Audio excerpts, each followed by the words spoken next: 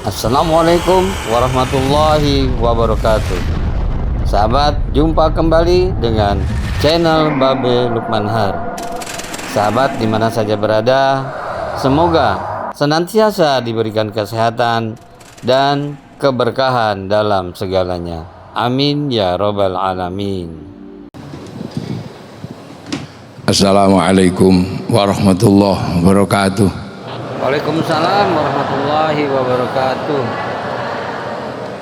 Bismillah, alhamdulillah, salatu wassalamu ala rasulillah Sayyidina Muhammad ibn Abdillah wa ala alihi wa ashabihi wa azwajihi wa dhurriyatihi wa ahli baitihi wa man tabi'ahum bi ihsan ila yaumil qiyamah.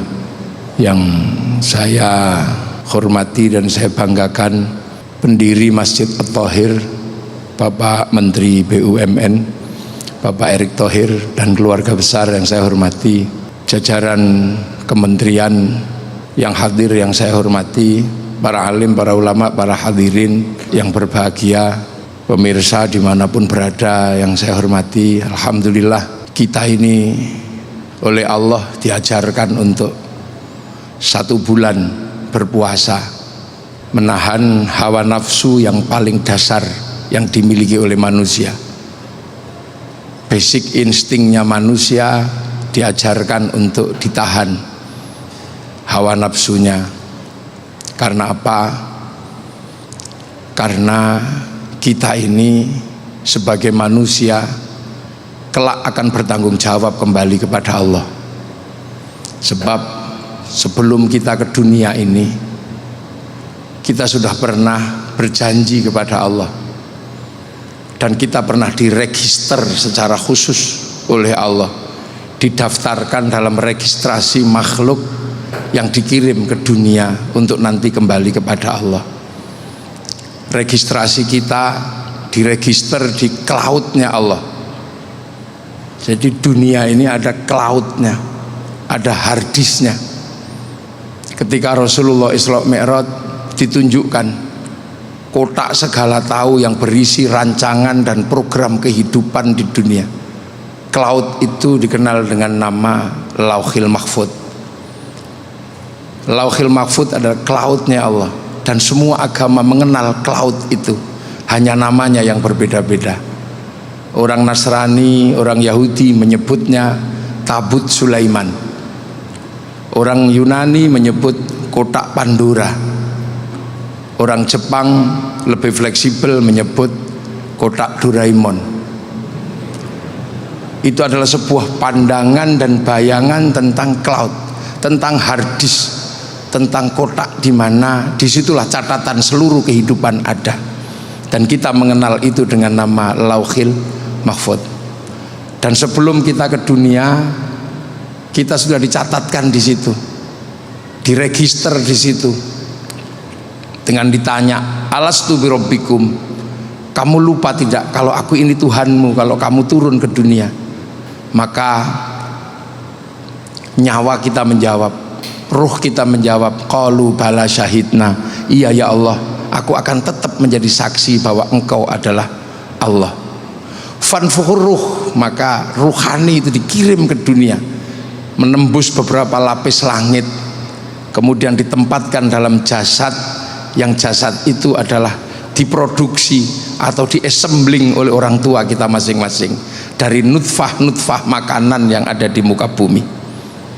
Nutfah itu diesembling, kemudian dijadikan segumpal darah dan dijadikan segumpal daging, dan di dalam daging itulah nyawa bersemayam. Kemudian diproses dalam waktu 9 bulan, dan selama 9 bulan kemudian keluar. Dan ketika keluar, maka yang nampak adalah jasad, dan jasad itu wujudnya mirip dengan yang mengesembling atau yang menyatukan. Kalau yang mengesembling itu Indonesia, maka keluarnya kecil-kecil dan pesek-pesek. Kalau diesembling oleh orang tua di Eropa, maka keluarnya tinggi besar, rambutnya merah. Kalau diesembling di Arab, cantik dan ganteng. Kalau di Cina, tembem sipit. Kalau di Afrika, hitam gosong. Nah, kalau yang ngesembling itu cantik sama ganteng, yang keluar kayak ini. Ini sesuatu. Nah, sembling ini Nah, generasi berikutnya di-assembling. Kalau nenek moyang manusia namanya Nabi Adam dan Siti Hawa, ini build up. Jadi raga dan nyawanya dibuat di akhirat turun ke sini. Nah, begitu nyawa itu di sini, maka nyawa akan merekam kehidupan selama orang itu ada. Dan ketika nyawa turun diberi paketannya masing-masing. Paket nyawanya seberapa, paket ekonominya seberapa, paket hartanya, jodohnya seperti apa. Dan teknologi cloud itu sekarang diduplikasi oleh teknologi kehidupan modern, bahwa seluruh kehidupan hari ini diatur oleh sebuah provider atau sebuah hard disk yang ada di langit, yang namanya satelit-satelit yang ada di langit, yang kemudian diturunkan programnya ke dunia lewat kartu-kartu yang ditaruh di handphone masing-masing. Maka apapun yang dilakukan oleh handphone akan tercatat di kartu-kartu yang tersedia. Provider akan mencatat semuanya. Makanya jangan sekali-sekali korupsi menggunakan handphone, karena jejak digitalnya tidak akan pernah hilang. Begitu juga manusia melakukan apapun pasti akan dicatat oleh nyawa yang ada di dalam raga. Maka tugas daripada nyawa ini adalah merekam seluruh kehidupan. Sementara jasad yang terbuat dari dunia, dia akan punya watak dunia. Tangan ini assembling dunia, dia punya watak dunia. Seluruh tangan laki-laki pasti menginginkan sesuatu yang indah untuk disentuh. Apakah itu perempuan atau apa, semua tangan laki-laki sama. Tangan Pak Menteri juga sama, tangan Pak Kiai juga sama, tangan saya juga sama. Yang bedakan cuman rimnya saja. Insya Allah kalau Kiai itu rimnya cakram, jadi kalau mau dorong berhenti langsung mandek.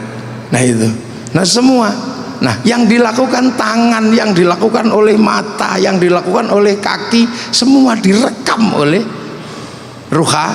ruhani. Makanya ruhani itu kerjaannya seperti kerjaan kartu memori.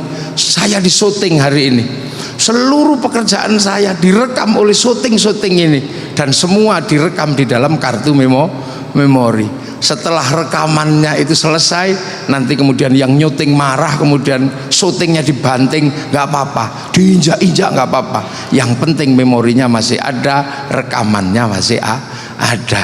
Begitu juga handphone dipakai apapun, rekamannya ada, pulsanya juga akan kepotong, dirusak handphonenya selagi memoranya masih ada, jejak digital di hard disk besarnya masih ada. Teknologi itu terduplikasi. Makanya kartu bisa saling kirim file, bisa saling kirim gambar, bisa saling kirim foto. Begitu juga nyawa bisa saling kirim doa, nyawa bisa saling kirim Fatihah, nyawa bisa saling kirim bacaan Al-Quran. Yang penting punya cara untuk mengirimkannya.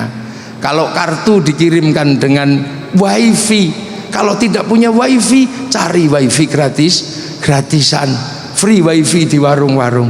Makanya doa juga sama, kalau disampaikan harus ada wifi-nya. Kalau tidak punya wifi, cari wifi gratisan. Wifi-nya siapa? Wifi-nya Nabi, wifi-nya wali. Kalau free wifi itu .co.id, kalau wifi-nya Nabi ila hadratin nabiyil mustofa. Kalau wifi-nya wali wa ila jami'il auliya illa minal masyariq ila maghribiyah, itu sama. Makanya nyawa dari dulu kita diajari tawasul. Tawasul itu sesungguhnya adalah apa? Tawasul adalah kirim-kirim data, kirim-kirim Fatihah, tapi kita menggunakan wifi-nya para nabi. Makanya kalau ada orang tidak percaya doa bisa dikirim, itu mungkin orang yang tidak memahami prinsip pekerjaan tawasul dan pekerjaan cloud. Kita tidak perlu datang ke Liverpool, kita tidak perlu datang ke Amerika untuk melihat tinjunya Mike Tyson atau sepak bolanya MU sama Liverpool. Tapi kita cukup tunggu di depan masjid, di depan rumah kita masing-masing, di depan televisi. Nanti ada yang nyuting di lokasi, oleh sang nyuting dinaikkan ke satelit, kemudian oleh satelit dibagi ke seluruh dunia. Maka semua mendapatkan bagian yang sama, tanpa harus kemana-mana. Makanya kalau ada orang tidak percaya doa bisa dibagi, orang itu nggak punya TV. Nah ini sesungguhnya sistem kerja cloud itu sudah diajarkan. Makanya kita ini sesungguhnya hari ini apa yang dilakukan oleh kita ini, bagaimana rekaman kita bagus. Nah yang membuat rekaman kita nggak bagus itu karena hawa nafsu dunia. Nah jasad ini wataknya dunia, maka jasad ini suruh merekam yang bagus itu susah karena wataknya dunia. Sementara rohani harus laporan dengan yang bagus bagus. Maka agar rekamannya bagus, nafsunya diturunkan lewat puasa. Kita disuruh menahan hawa nafsu. Insya Allah kalau tangan nafsunya sudah turun, megang yang jelek subhanallah, maka rekamannya subhanallah. Mata melihat sesuatu, masya Allah, rekamannya masya Allah, rekamannya bagus. Tapi kalau nafsunya gede, rekamannya nggak pernah bagus. Lihat apa, wow, rekamannya wow, wo gitu rekamannya. Lihat apa, orang beli TV, kredit, rekamannya kredit. Tapi kalau nafsunya udah turun kendo, masya Allah, alhamdulillah, sendalnya hilang. Kalau nafsunya masih tinggi, kambing yang nyuri. Nanti kemudian ketika di print out keluar kambingnya dipanggil sama Allah. Hei Bing, kenapa kamu ada dalam hatinya orang ini? Saya nggak terima sama orang itu ya Allah. Masa saya dituduh nyuri sendal, padahal dia kan tahu seumur-umur gak ada kambing kok nyuri sendal. Saya nggak terima dia. Loh ini rekamannya bagus. Makanya kalau orang ini rekaman nafsunya udah kendo, turun enak. Apapun rekamannya bagus. Bahkan lihat ayam naik masjid, rekamannya bagus. Alhamdulillah ada ayam naik masjid At-Thahir. Kapan ayam itu berak? Begitu ayam itu berak cerot, alhamdulillah, akhirnya saya bisa praktek toharoh, membersihkan tai ayam dari atas masjid. Rekamannya selalu bagus. Makanya orang kalau rekamannya bagus ini indah. Jadi kita ini biar rekamannya bagus, sambil sekali-sekali download file-file Allah di Lauhil Mahfud, kita download file Al-Quran, kita download. Kalau kuat download 30 juz, kita download 30 juz. Kalau kuatnya cuma download Yasin, kita download ya Yasin. Kalau kuman downloadnya cuma kulhu, ya kita download kulhu. Kita cari counter-counternya. Kalau mau download 30 juz, counternya Pondok Tahfidzul Quran. Kalau cuma mau download Yasin, cari counter Yasinan. Kalau cuma mau download kulhu, cari counter kecil namanya tahlilan. Kalau ibu-ibu mau download satu huruf gak apa-apa, karena bisanya cuma satu huruf. Kalau dipanggil suaminya jawab nun, itu juga satu ayat Al-Quran. Loh, ini download. Jadi ketika nanti kita bisa pulang, ini rekamannya biar bagus. Karena jasad ini rekamannya nggak pernah bagus. Diajak sholat masih saja dunia. Allahu Akbar, ini wajah tu wajia. Tapi karena mata itu dunia, begitu bar ini wajah tuh lihat dunia, sarungnya bolong. Keping ini dunia, Allahu Akbar, ting ting ting, bakso keluar, bakso rekamannya bakso. Bismillahirrahmanirrahim. Sabbihisma rabbikal a'la alladzi khalaqa fasawwa. Lama ini lama ini. Rekaman ini gak pernah bagus. Makanya orang itu kalau nafsunya diturunkan, nafsu dasarnya turun, insya Allah rekamannya bagus. Makanya nafsu itu jangankan ke barang haram, ke barang halal pun bisa merusak hubungan kita kepada Allah. Contoh, orang hidup di Jakarta, ya mungkin Pak Erik di Jakarta dari kecil, tapi sekian lama hidupnya di Amerika. Nah di sana tiba-tiba di sini rindu makanan Amerika, mungkin rindu namanya apa yang bulat itu, yang burger. Wah, pengen burger terenak di Los Angeles, dalam 1 bulan merindukan itu. Akhirnya kemudian sampailah pergi ke Los Angeles. Begitu di Los Angeles, burger itu nggak ada yang buka. karena hari libur. Akhirnya setiap hari membayangkan burger itu. Satu ketika kemudian main ke rumah Menteri Pertahanan Amerika. Di situ disuguh burger yang sama.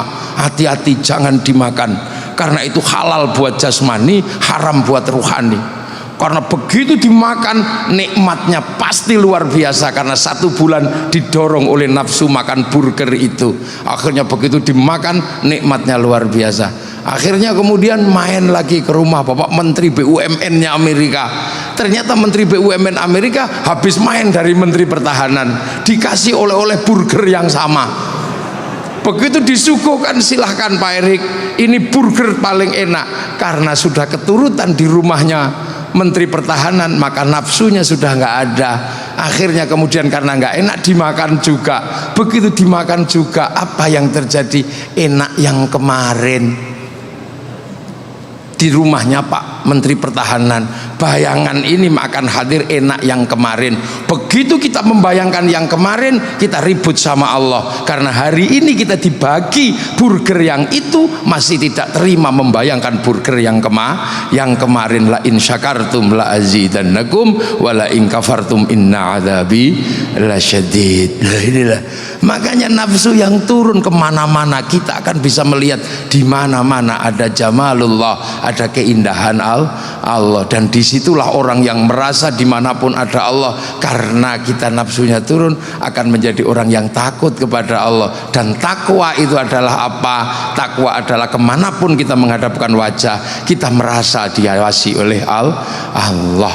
Dan teknologi itu sekarang diduplikasi oleh manusia. Teknologi cloud itu, teknologi cloud itu diduplikasi. Jadi teknologi hari ini sesungguhnya adalah teknologi yang sudah dibayangkan dan sudah diperlihatkan oleh Allah, karena Nabi kita adalah Nabi yang naik ke langit. Nabi yang naik ke langit ditunjukkan cloud. Dan sekarang dengan teknologi cloud itu, kita hanya berhubungan dengan harddisk itu.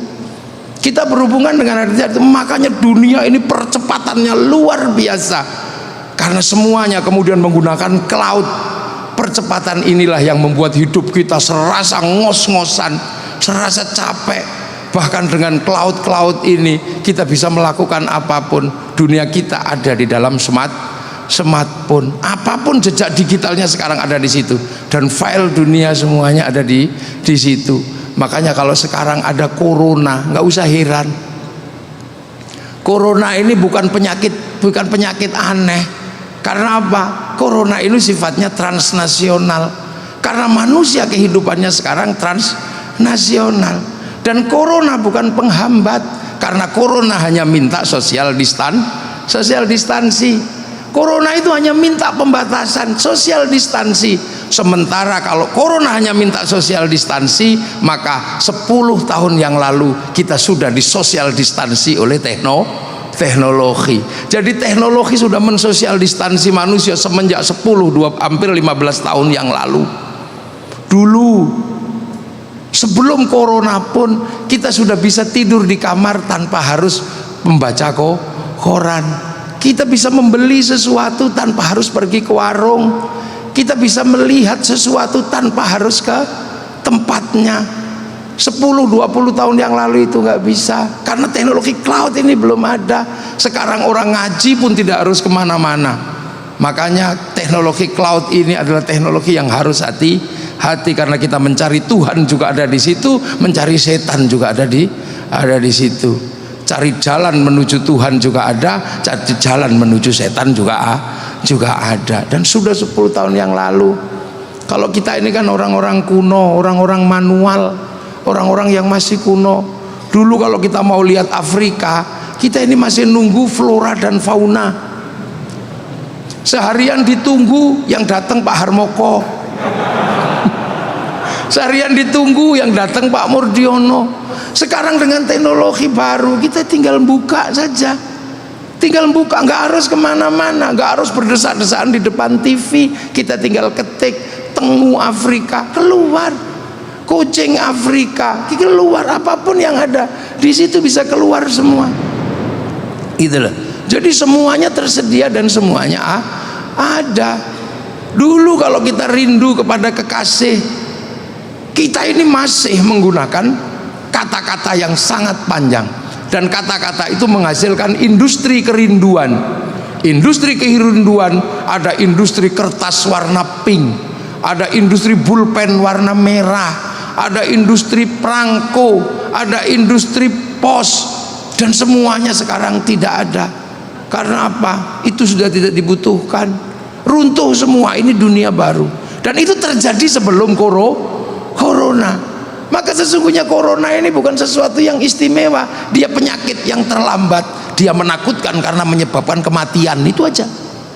Jadi dia bukan problem teknologi, bukan problem apa.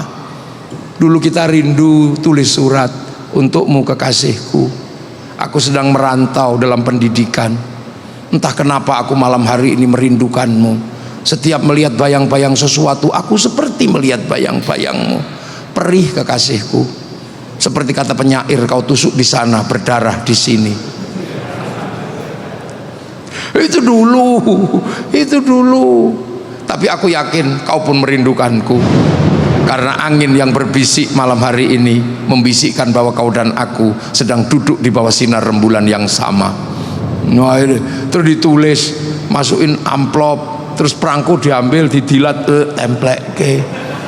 Nah, itu sekarang hilang. Makanya kebanggaan Pak Pos juga hilang, apa industrinya hilang semua.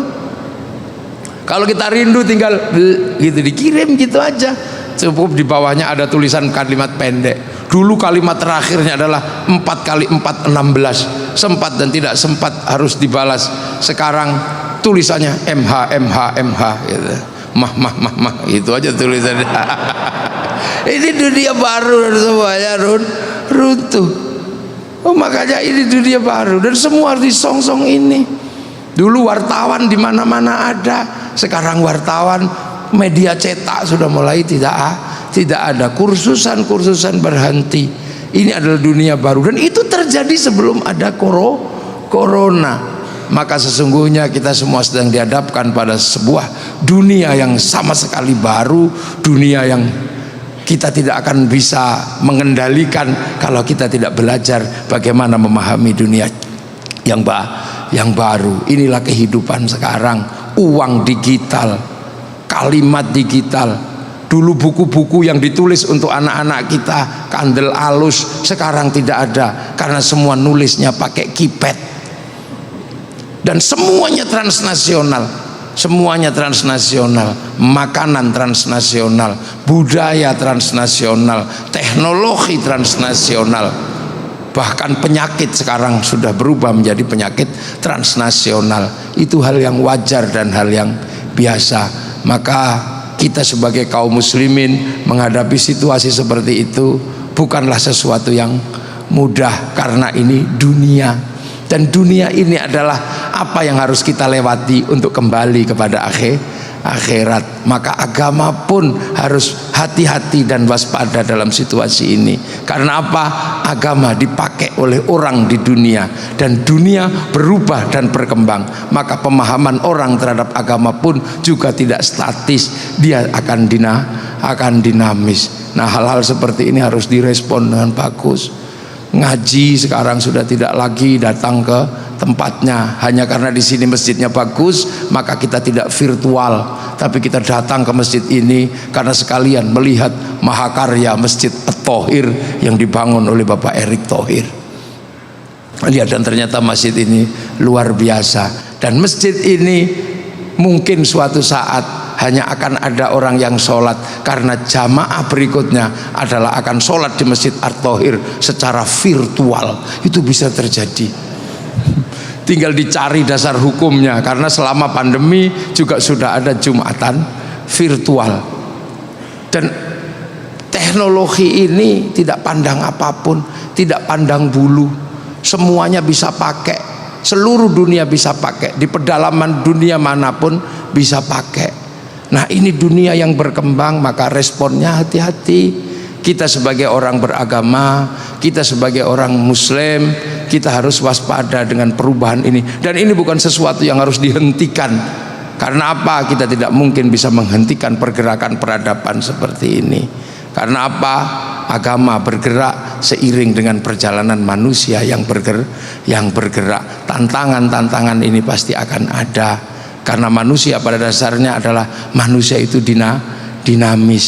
Perubahan pasti terjadi dari manusia yang bercocok tanam menggunakan sapi, manusia kemudian capek menggantikannya dengan traktor sehingga sapi istirahat, dan sekarang menjadi traktor. Nanti traktor juga lama-lama akan istirahat dan kita nggak tahu akan terjadi apa. Udah, agama seperti itu. Makanya jangan hitam putih. Misalnya saya kiai, saya bisa mengajarkan agama yang baik, bagaimana sholat yang baik, tapi sholat itu nutup aurat, karena kita di dunia tutup aurat itu urusannya kain itu urusannya pabrik kain. Urusan pabrik kain kiai sudah tidak tahu, entah siapa yang memproduksi kain, karena kain urusannya pabrik kain. Sholat itu harus toharoh itu urusannya pakai air itu urusannya sekarang pakai sanyo. Kiai sudah gak sanggup mikir sanyo, ada urusan yang ngurus sanyo karena dia dunia. Setelah dari sanyo diurus pakai pipa, yang ngurus pipa pabriknya lain lagi. Kiai bisa mengajarkan haji yang paling mabrur sekalipun bisa diajarkan, tapi urusan pemberangkatan itu urusannya pesawat urusannya Boeing sama urusannya Airbus, itu urusannya Yahudi sama urusannya Nasrani. Makanya hati-hati, kalau Yahudi kamu bunuh semua, kamu bisa pergi haji dengan berenang. Ini dunia seperti itu. Kita nggak bisa terus kemudian ini. Makanya pemerintah Arab Saudi menyambut tamunya Allah juga sama, karena tamu itu berbeda-beda. Urusan haji, urusan tawaf bisa ditata oleh kaum muslimin, tapi urusan penginapan difasilitasi oleh pemerintah Saudi, tapi pemerintah Saudi manggil orang Amerika yang juga bukan Islam, namanya Paris Hilton, untuk membangun Hotel Hilton. Semoga tahun depan atau tahun berikutnya pemerintah Saudi memanggil Pak Erick Thohir untuk membangun Hotel At-Thohir di Saudi Arabia. Gitu. Kalau selama ini kemudian orang capek di sana, mungkin karena tamu Allah berbeda-beda. Ada yang makanannya adalah makan unta, mungkin capek makan unta, maka kemudian pemerintah Saudi memanggil ayam goreng dari Amerika. Maka tidak tertutup kemungkinan nanti pemerintahan Saudi Arabia memanggil Pak Buas untuk apa? Membangun rumah makan di Saudi Arabia. Itu penting, karena apa? Ini dunia. Makanya agama begitu dipakai oleh manusia, dialah bukan sesuatu yang bisa independen, dia tidak freelance, karena dunia ini adalah bagaimana kita menanam untuk kehidupan akhirat. Maka manusia terdepan, manusia yang milenial adalah manusia yang bisa memahami bahwa semua saling terkait dan saling membutuhkan. Semoga semua yang kita lakukan malam hari ini mendapat ridho dari Allah Subhanahu wa taala, dan Masjid At-Thohir menjadi masjid yang semakin makmur untuk syiar-syiar agama Allah Subhanahu wa taala. Assalamualaikum warahmatullahi wabarakatuh. Alhamdulillahirrabbilalamin, telah kita dengarkan nasihat dari Gus Muwafiq. Memang itu adalah ciri khas dari beliau ya, pengajiannya tidak membuat kening berkerut gitu kan ya. Pengajiannya santai, diselingi dengan tawa, tapi penuh dengan pemaknaan yang dalam ya. Dan saya kira semua sudah mendapatkan pencerahan dari apa yang disampaikan oleh Gus Muwafiq. Nah sekarang kami akan berikan kesempatan kepada para jemaah, jika ada yang ingin bertanya silahkan disampaikan langsung ke Gus Muwafiq. Silahkan Bapak dan Ibu para jemaah, apakah ada yang mau bertanya? Oke, oh ini ada sahabat saya, ada Bayu Oktara. Silahkan Mas Bayu. Terima kasih Kang Onal. Assalamualaikum warahmatullahi wabarakatuh. Nama saya Bayu Oktara. Izin bertanya Gus, dari tausiah yang disampaikan kan kita dapat gambaran manusia itu sebenarnya tempatnya salah dan hilaf ya Gus. Dengan segala keterbatasan dan kelemahannya, kadang-kadang tuh emang kita sulit untuk mendapatkan rasa qanaah atau rasa puas rasa kecukupan gitu Gus. Jadinya kita insecure, pengen dapat apa yang orang punya. Nah tapi kan seperti Gus tadi sampaikan, kita harus bersyukur. La in syakartum la azidanakum. Nah bagaimana caranya mengubah itu tuh Gus, dari insecure menjadi bersyukur? Mohon tipsnya Gus. Assalamualaikum warahmatullahi wabarakatuh. Jadi Mas Bayu Oktara ya, bagaimana melahirkan rasa syukur? Cara paling gampang itu adalah lihat yang di bawah kita, jangan melihat yang di atas kita. Lihatlah apa yang kita miliki dan lihatlah apa yang dimiliki orang-orang di bawah kita. Itu hal yang paling sederhana. Tapi karena syukur itu sesungguhnya adalah sifat yang diberikan oleh Allah kepada manusia, yang manusia sendiri memang tercetak dari material-material dunia. Yang material dunia itu adalah material-material yang memang susah untuk bersyukur. Jadi material dunia ini memang susah untuk bersyukur. Tangan ini material dunia, dia susah untuk bersyukur. Mata itu material dunia, dia susah untuk bersyukur. Sementara syukur itu adalah harapan hati untuk bisa menerima keadaan apapun yang diberikan oleh Allah. Harapan syukur itu pasti diharapkan oleh hati. Tapi struktur manusia itu adalah struktur yang memang susah untuk bersyukur. Maka syukur itu bisa dilatih. Cara melatihnya adalah bagaimana kita tidak melihat ke atas, tapi lihat kita yang di bawah kita. Kalau kita lihat orang naik mobil, kita sudah punya mobil, maka yang kita lihat adalah di bawahnya mobil ada orang naik motor, bawahnya lagi dan seterusnya. Itu tips atau cara yang paling sederhana. Tapi sesungguhnya karena syukur itu adalah pemberian Allah, maka kita berharap. Makanya syukur itu diminta kepada Allah. Ya Allah, jadikanlah hambamu yang selalu bersyukur. Jadi pemberian Allah sesungguhnya. Makanya kita berharap selalu minta, jadikanlah hamba ini adalah orang yang bersyukur. Makanya kita jangan lupa kita minta, karena syukur itu given, syukur itu pemberian. Walaupun kita punya tips yang sedemikian banyak, kalau Allah tidak memberikan kita watak syukur, kita juga tidak akan menjadi hamba yang bersyukur. Maka selalulah kita minta kepada Allah, ya Allah, jadikanlah hambamu adalah hamba yang bersyukur. Itu. Alhamdulillah, itulah caranya bagaimana merubah insecure menjadi bersyukur. Baik, kesempatan berikutnya saya berikan kesempatan untuk yang mau bertanya lagi, mungkin dari jemaah perempuan. Oh ada, silakan. Dimohon berdiri, perkenalkan siapa namanya dan langsung pertanyaannya, silakan. Assalamualaikum Gus, perkenalkan nama saya Firza. Assalamualaikum juga Pak Menteri dan jajaran direksi lainnya. Saya izin bertanya, sekarang ini di kehidupan modern, sosial media membuat kita mudah untuk melihat kehidupan orang lain dan akhirnya kita jadi membandingkan pencapaian orang lain dengan pencapaian kita. Nah, bagaimana kita sebagai manusia agar tetap percaya dengan apa yang sudah ditetapkan oleh Allah Subhanahu wa taala?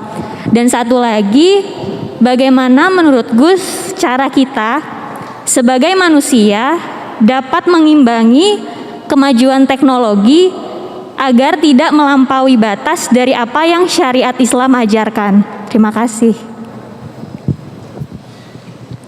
Jadi kita ini memang masuk di sebuah zaman yang memang serba terbuka, bahkan ditutup pun dibuka.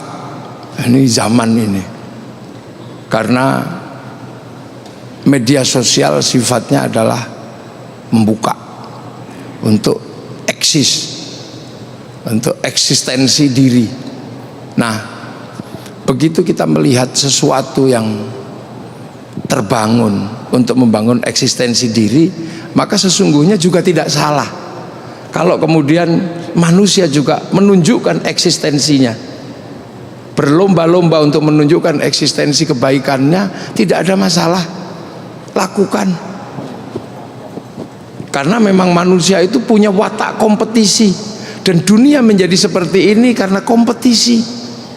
Semua bangsa punya kompetisinya masing-masing, cuman kompetisinya harus mengukur diri.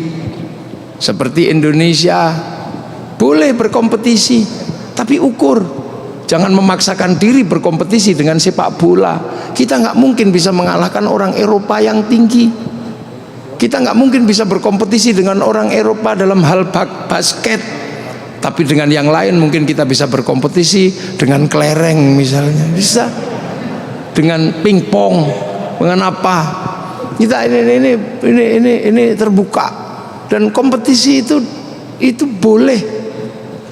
Bahkan mungkin agak sedikit kasar-kasar dikit juga boleh, namanya kompetisi. Itu watak manusia. Kehidupan seperti ini adalah karena kompetisi. Jadi nggak ada salahnya, dan kita menikmati kompetisi itu. Seperti juga bangun masjid. Kalau Pak Erik tidak pernah melihat masjid yang lain, mungkin juga nggak kepengen bangun masjid yang seperti ini. Ini adalah sesuatu kompetisi. Fastabiqul khairat, berlomba-lomba dalam kebaikan, dan gak ada masalah. Misalnya kemudian terbersit, memang masjidku bagus, gak apa-apa, karena memang bagus. Tapi yang tidak boleh, kalau nggak aku enggak, nah itu nggak boleh. Kalau bukan aku enggak.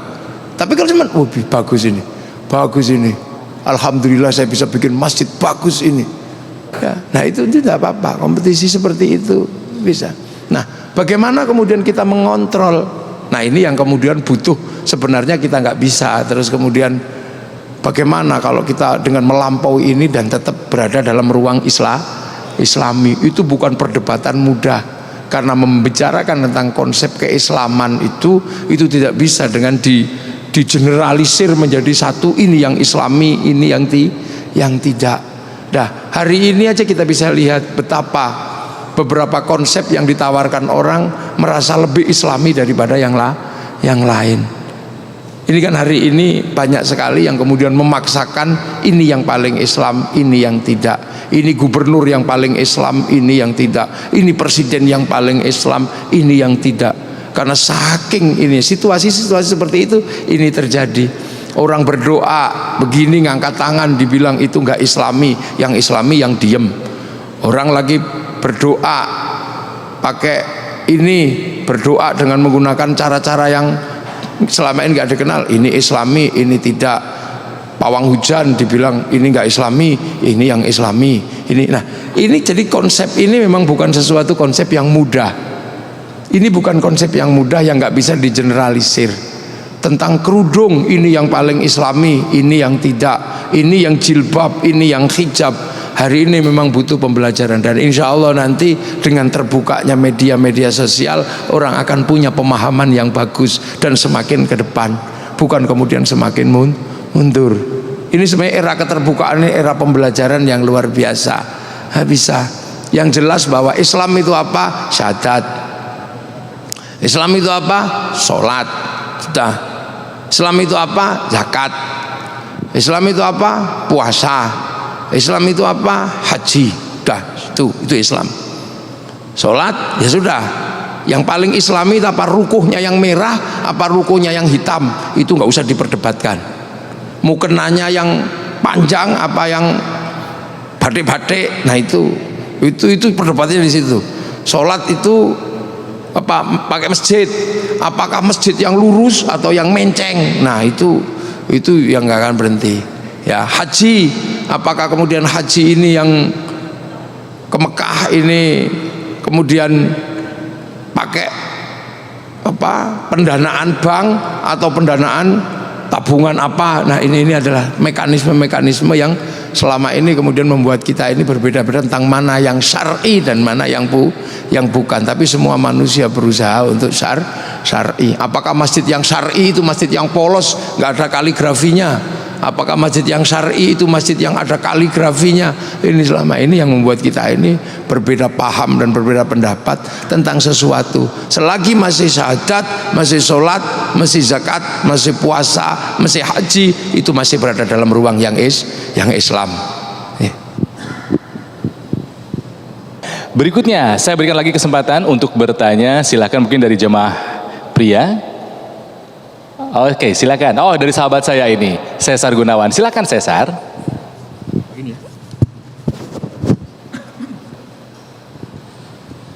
Assalamualaikum Gus. Selamat malam Pak Erik. Salam sehat untuk kita semua. Saya Cesar Gunawan.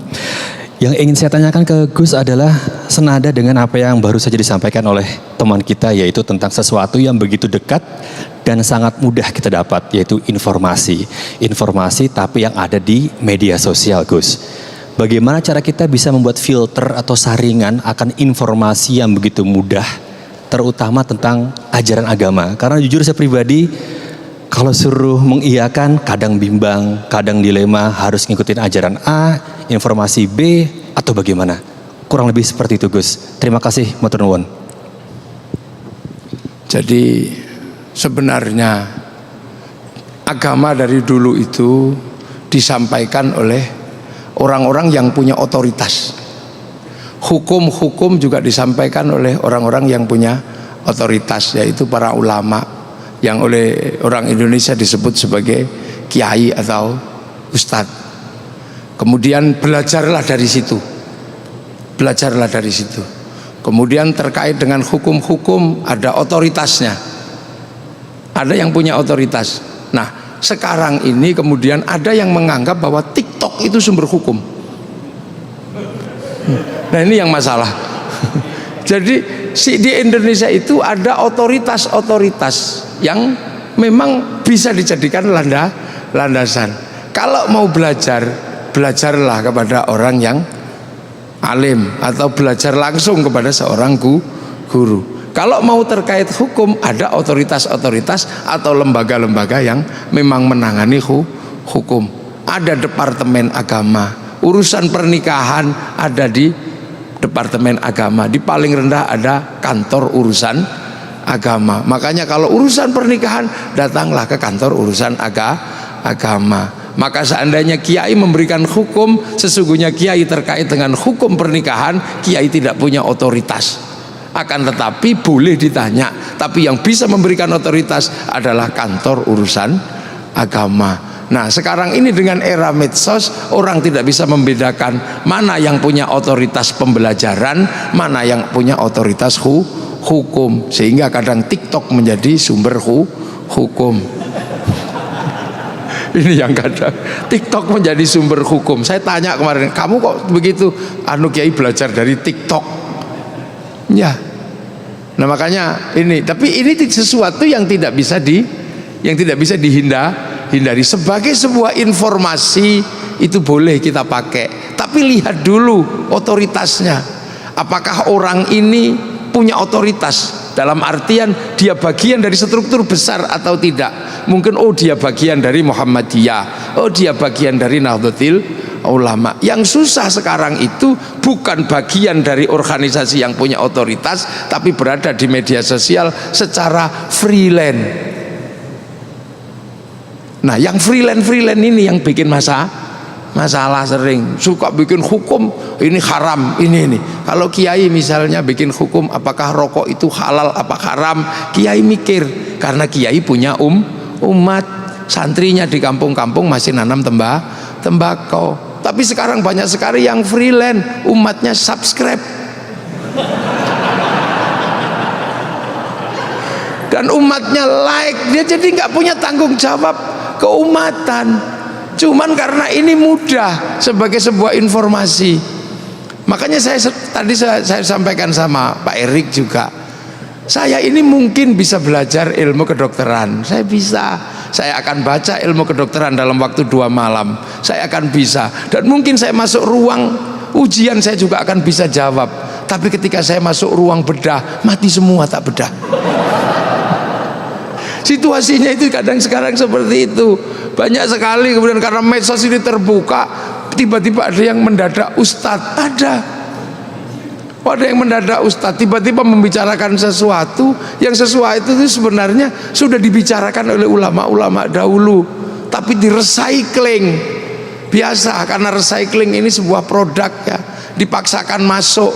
Nah, agar pasar bisa menerima produk recycling, biasanya pasarnya dibikin ahistoris. Nah, inilah ciri-ciri black market. Nah, sekarang ini ada konsep besar black market religion, pasar gelap agama ada. Makanya hati-hati, lihat dulu ini di medsos ini, oh ini orang NU, oh ini orang Muhammadiyah, oh ini orang MTA, oh ini orang LDII. Tapi hati-hati zaman kalau di situ tidak ada hubungan dengan siapapun, oh berarti ini Ustadz freelance. Udah.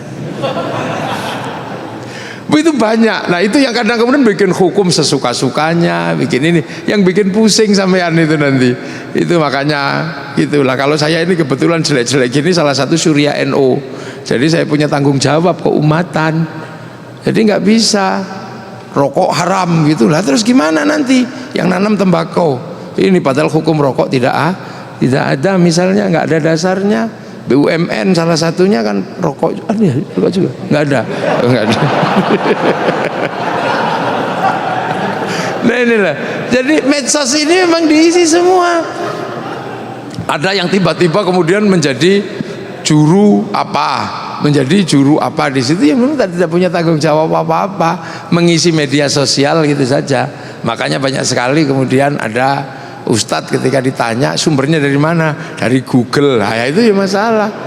Iya, karena Google itu ditanya baik ya jawab, ditanya jelek ya jawab.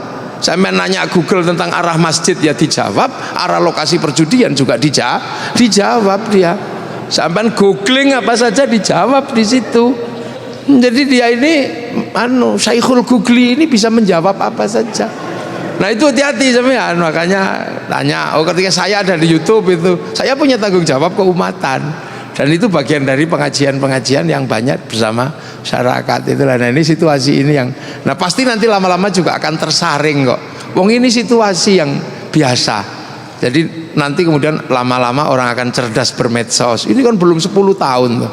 Paling baru 5 tahun lah kenceng-kencengnya ini. Nanti lama-lama juga akan indah kok. Medsos akan indah pada akhirnya. Ya, terus. Saya akan kembali berikan kesempatan buat yang mau bertanya, mungkin dari jemaah perempuan ada. Oh, ada di depan saya. Silakan Mbak, sebutkan nama, berdiri, lalu langsung ajukan pertanyaannya. Bismillah. Mohon izin. Assalamualaikum warahmatullahi wabarakatuh. Waalaikumsalam. Mohon izin bertanya, Gus. Gus, ada hadis Rasulullah yang berbunyi, sampaikanlah walau hanya satu ayat, atau sampaikanlah walau pahit didengar. Cuma kadang ketika kita mau menasehati atau memberikan pendapat ke orang lain, tapi kitanya juga belum baik. Bolehkah Gus? Lalu bagaimana cara menyampaikan nasihat itu agar orang lain tidak tersinggung? Terima kasih, kurang lebih mohon maaf. Assalamualaikum warahmatullahi wabarakatuh. Ini sesuatu yang memang sangat indah. Balighu anni walau ayat, sampaikanlah sesuatu dariku ini walaupun satu ayat lah. Kalau masih punya satu ya jangan disampaikan dulu, pakai sendiri dulu aja. Orang baru punya satu ya pakai sendiri dulu aja, jangan keburu-keburu disampaikan nanti habis.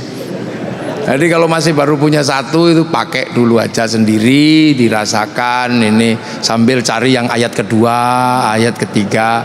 Nanti kalau sudah komplit ya, karena mengajak dengan satu ayat itu ya nanti kehidupan itu kan nggak berdiri sendiri. Jadi tahu bab makan itu, tahu bab makan, maka kemudian marilah kita berdoa dengan cara Allahumma barik lana fima razaqtana wa qina adzabannar. Makanan harus halal ya. Terus lama-lama begitu ada yang mikir, ketika orang makan ini di warung itu, ini cara nyembelihnya gimana? Ini halal apa haram? Dia belum tahu dalilnya halal haram, nanti pusing itu malam-malam bulat. Jadi kalau masih punya satu ya dipakai sendiri aja, semoga aja cukup. Nah itu satu ayat itu kamu pakai, insya Allah masuk surga itu kalau udah gitu. Jangan sampai kemudian satu dipakai ini. Kenapa? Karena ud'u ila sabili rabbika itu bil hikmah.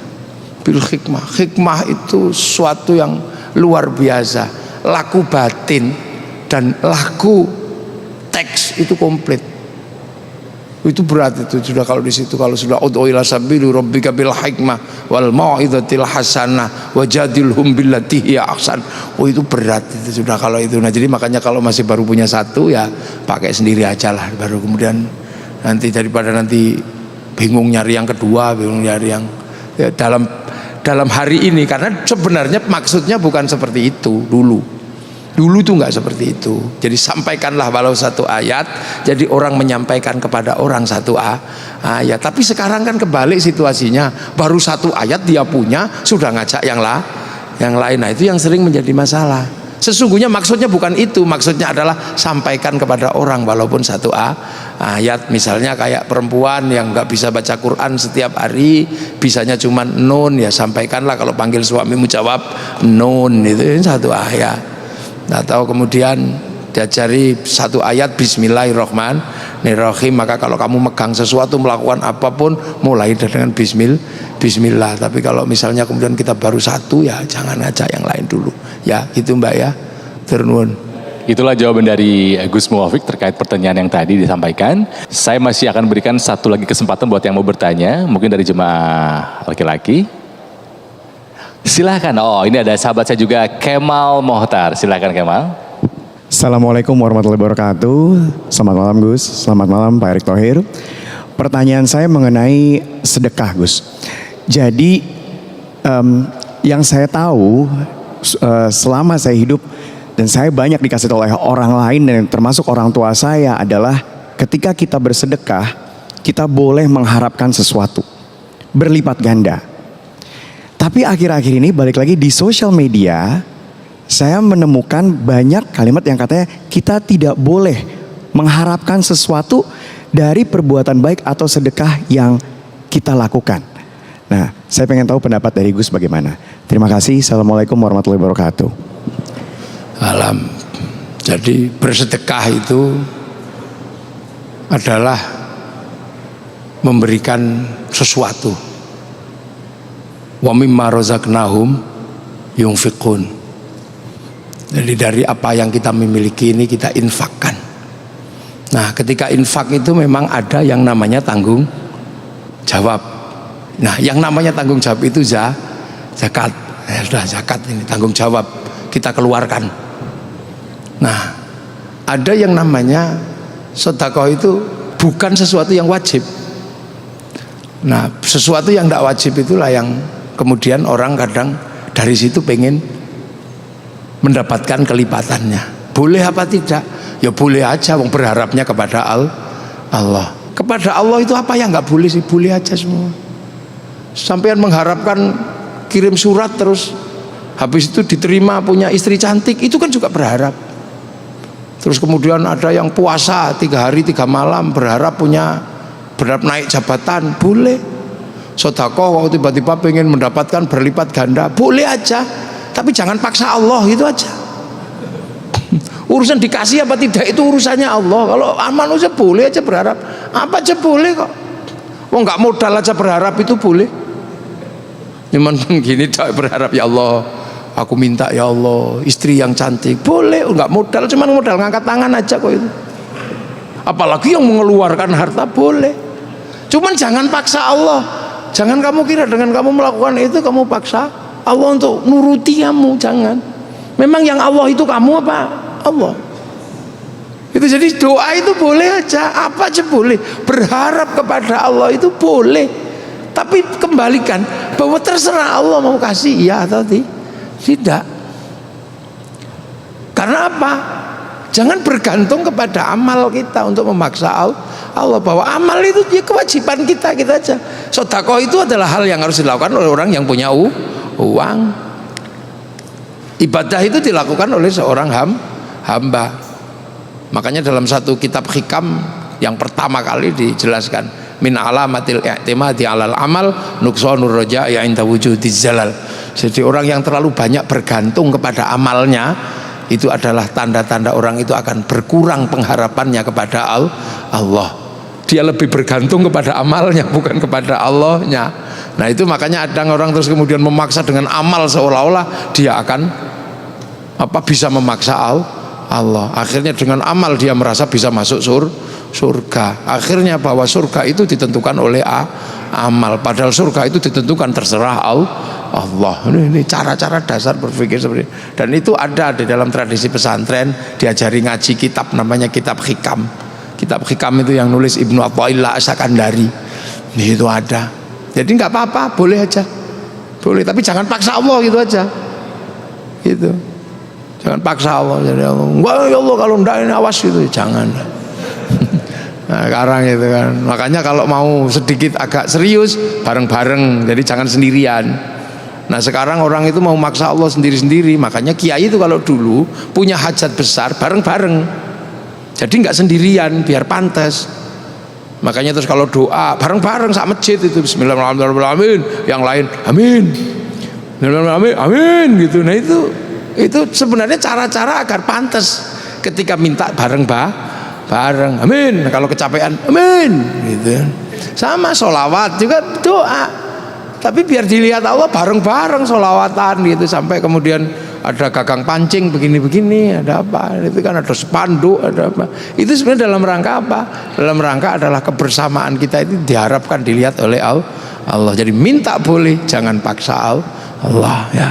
Karena lalu langsung kita kemudian merasa bahwa dengan amal kita ini akan mendapatkan dari Allah, maka kita lebih banyak bergantung kepada amal, bahwa kita lupa pada Allah, bahwa kita sampai ke sana itu terserah Allah, bukan karena kendaraan kita. Terunun. Sahabat, terima kasih telah menyimak video ini. Semoga bermanfaat dan semoga berkenan untuk memberikan komentarnya dengan sopan dan bijak. Mohon maaf. Hasbunallah wa ni'mal wakil. Wassalamualaikum warahmatullahi wabarakatuh.